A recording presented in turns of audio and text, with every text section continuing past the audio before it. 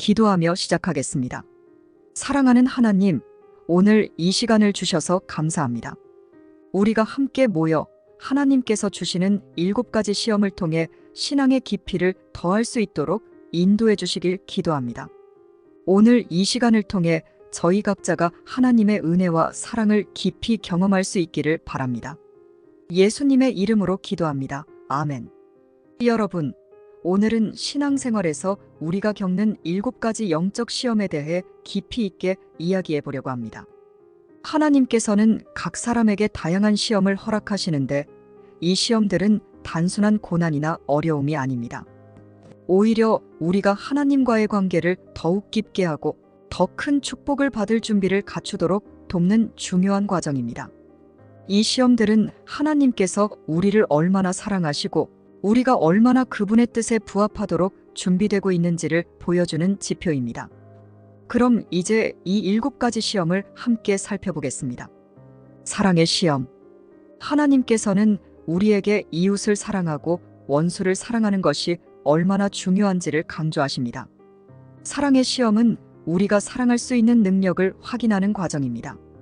마태복음 5장 44절에서 예수님은 원수를 사랑하며 너희를 박해하는 자를 위하여 기도하라라고 말씀하십니다. 여기서 사랑은 조건 없이 주어져야 한다는 사실을 알 수 있습니다. 이 시험은 우리가 정말로 그리스도의 제자임을 증명하는 방법입니다. 사랑하는 것은 쉬운 일이지만 원수를 사랑하는 것은 어려운 일입니다. 그러나 하나님은 이러한 사랑을 통해 우리의 마음을 다듬으시고 더 큰 사랑을 실천할 수 있도록 하십니다. 또한 마가복음 12장 31절에서는 내 이웃을 내 자신과 같이 사랑하라 하셨으니 이에서 더 큰 계명이 없느니라라고 기록되어 있습니다. 이 구절은 사랑의 본질을 다시 한번 상기시킵니다. 하나님께서는 이웃을 사랑하는 것이 가장 중요한 계명이라고 말씀하십니다. 이러한 사랑이 우리 삶의 중심에 있어야 하며 이를 통해 하나님께 영광을 돌릴 수 있습니다. 고린도전서 13장 4절에서 5절은 사랑이 가져야 할 성품을 이렇게 설명합니다. 사랑은 오래 참고 사랑은 온유하며 시기하지 아니하며 사랑은 자랑하지 아니하며 교만하지 아니하며 무례히 행하지 아니하며 자기의 유익을 구하지 아니하며 성내지 아니하며 악한 것을 생각하지 아니하느니라.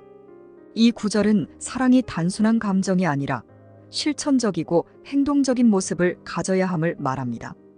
하나님은 우리의 마음속에 이러한 사랑을 심어주시고 이를 통해 다른 이들에게 하나님의 사랑을 전하게 하십니다. 믿음의 시험. 믿음의 시험은 하나님을 신뢰하는 것이 얼마나 중요한지를 확인하는 과정입니다.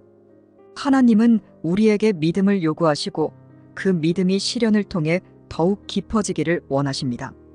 히브리서 11장 6절에서는 믿음이 없이는 하나님을 기쁘시게 하지 못하나니 하나님께 나아가는 자는 반드시 그가 계신 것과 또한 그가 자기를 찾는 자들에게 상 주시는 이심을 믿어야 할지니라라고 말씀하십니다. 이 구절은 믿음이 하나님과의 관계에서 얼마나 중요한지를 잘 보여줍니다. 믿음의 시험은 우리가 불확실한 상황 속에서도 하나님을 신뢰하며 그분의 뜻을 따를 수 있는지를 점검하는 과정입니다. 하나님은 이 시험을 통해 우리가 그분의 존재와 선하심을 확신하고 어떠한 상황에서도 그분의 계획을 믿도록 만드십니다. 베드로전서 1장 7절에서는 너희 믿음의 시련이 불로 연단하여도 없어질 금보다 더 귀하여 예수 그리스도에 나타나실 때에 칭찬과 영광과 존귀를 얻게 하려 함이라라고 말씀합니다. 여기서 믿음의 시련은 우리의 믿음을 더욱 정금처럼 순수하게 만드는 과정입니다.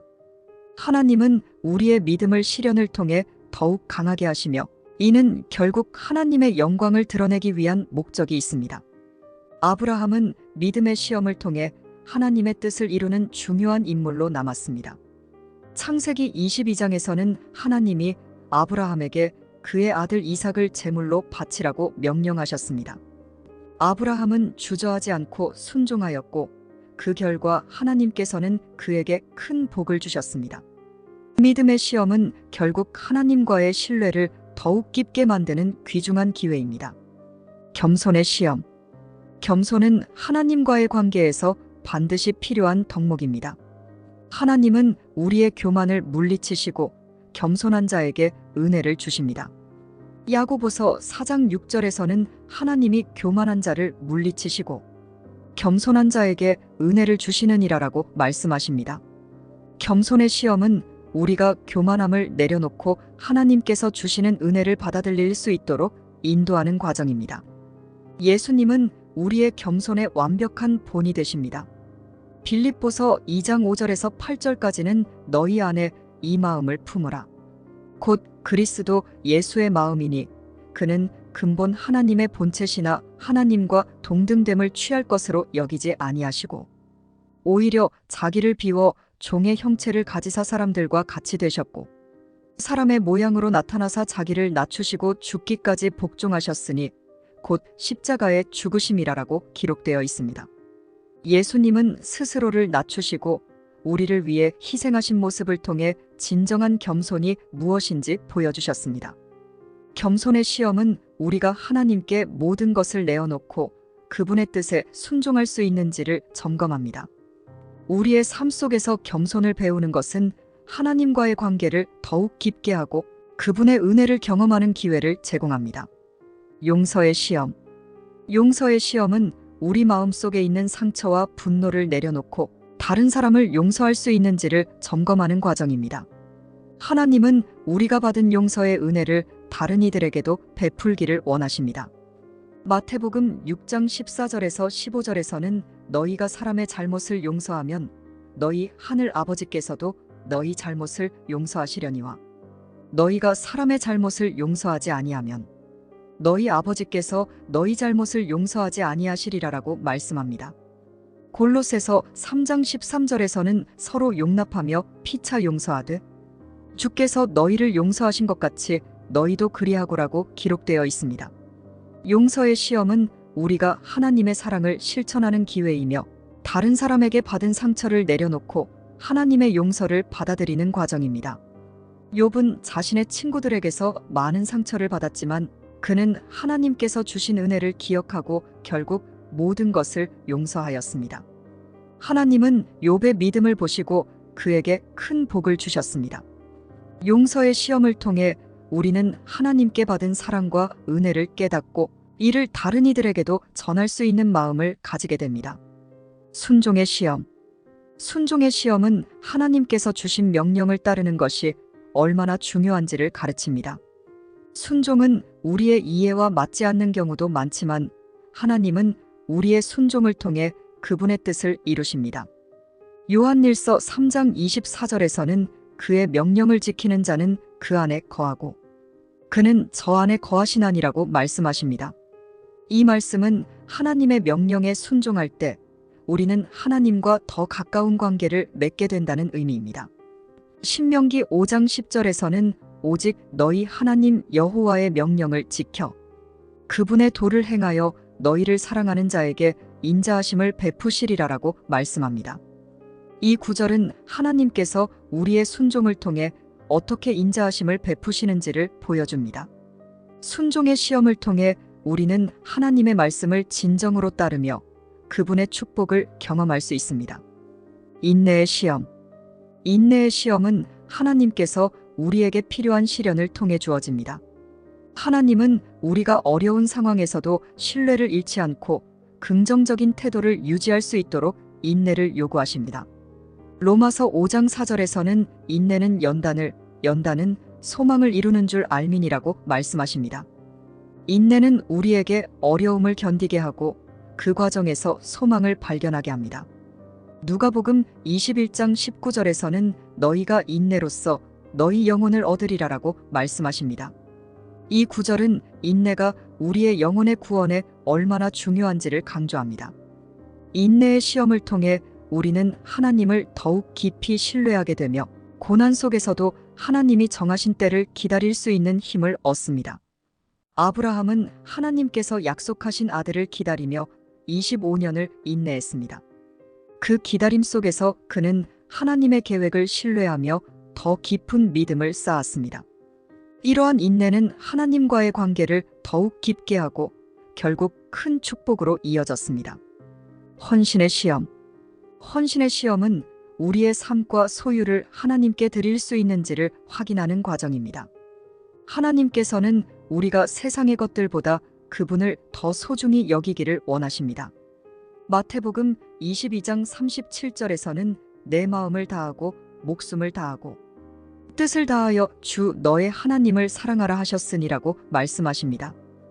헌신의 시험은 하나님께 우리의 모든 것을 내어놓는 것입니다. 마태복음 16장 24절에서는 아무든지 나를 따라오려거든 자기를 부인하고 자기 십자가를 지고 나를 따를 것이니라라고 말씀합니다. 예수님을 따르기 위해서는 자신을 내려놓고 하나님의 뜻을 우선하는 헌신이 필요합니다. 이 시험은 우리가 하나님과의 관계에서 진정으로 그분을 신뢰하고 그분의 뜻을 위해 자신의 이익을 내려놓을 수 있는지를 확인합니다. 사도 바울은 복음을 전하기 위해 자신의 모든 것을 포기하고 하나님께 헌신한 인물입니다. 고린도후서 12장 10절에서 그는 그러므로 내가 그리스도를 위하여 약한 것들과 능욕과 궁핍과 박해와 곤고를 기뻐하노니 이는 내가 약한 그때에 곧 강함이라라고 말합니다. 헌신의 시험을 통해 우리는 하나님께 더욱 가까워지고 그분의 뜻을 이루는 통로가 됩니다. 이처럼 하나님께서 주시는 7가지 시험은 모두 우리가 하나님과의 관계를 더욱 깊게 하고 더 큰 축복을 받을 준비를 하도록 돕는 과정입니다. 각 시험은 우리가 어떻게 하나님을 더 사랑하고 신뢰하는지를 점검하며 이를 통해 하나님께 더 가까이 나아가게 합니다. 여러분, 이 시험들을 통해 하나님이 여러분의 삶에 어떻게 역사하고 계신지를 깨닫고 더욱 깊은 신앙의 길로 나아가시기를 바랍니다. 하나님께서는 여러분을 사랑하시며 그분의 계획은 항상 여러분의 최고를 위한 것입니다. 여러분의 믿음과 순종이 하나님의 축복을 받을 수 있는 통로가 될 것입니다. 기도하며 마무리하겠습니다.